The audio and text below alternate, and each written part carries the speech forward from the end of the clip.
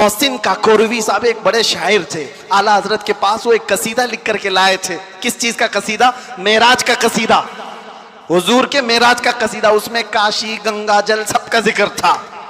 उन्होंने इस्तिआरा के तौर पर अशार लिखे थे। काशी से चला जानुबे मथुरा, इस तरह के अशार। आला हजरत ने दो शेर सुने, उसके बाद कहा मोहसिन साहब रुकिए, असर का वक्त हो गया, नमाज के लिए जाएंगे। असर की सुन्नतें पढ़ी। अब सुन्नत और फर्ज के बीच में कितना वक्त रहता है? असर की सुन्नत और फर्ज के बीच में उतने ही वक्त में कसीदे मेराज आला हजरत ने लिख लिया। सुभान अल्लाह। और असर की फर्ज नमाज के बाद आए और कहा कहां है काकोरवी साहब, सुनिए मैंने भी लिखा है।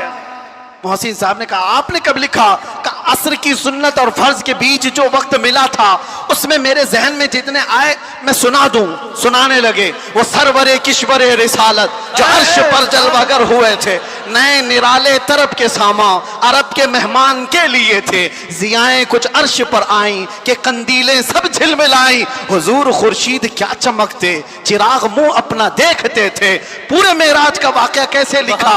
वही है अव्वल, वही है आखिर, वही है जाहिर, वही है बातिन। हुजूर के बारे में क्या कहते हैं? वही है अव्वल, वही है आखिर, वही है जाहिर, वही है बातिन। अब सुनो पूरे मेराज का वाकया। आला हज़रत कहते हैं उसी के जलवे, उसी से मिलने, उसी से उसकी तरफ गए थे। सुभान अल्लाह। उसी के जलवे, उसी से मिलने, उसी से उसकी तरफ गए थे।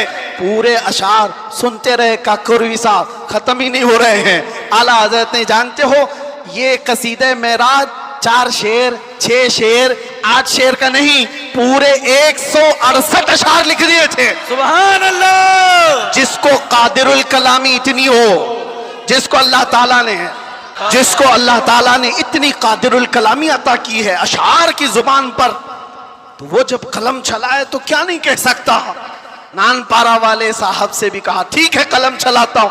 वो नवाब साहब की शान में लिखवाने आए थे, बरेली का इमाम लिखने लग गया वो कमाल हुस्न हुजूर है कि गुमान नक्श जहां नहीं, यही फूल खार से दूर है, यही शम्मा है कि धुआं नहीं।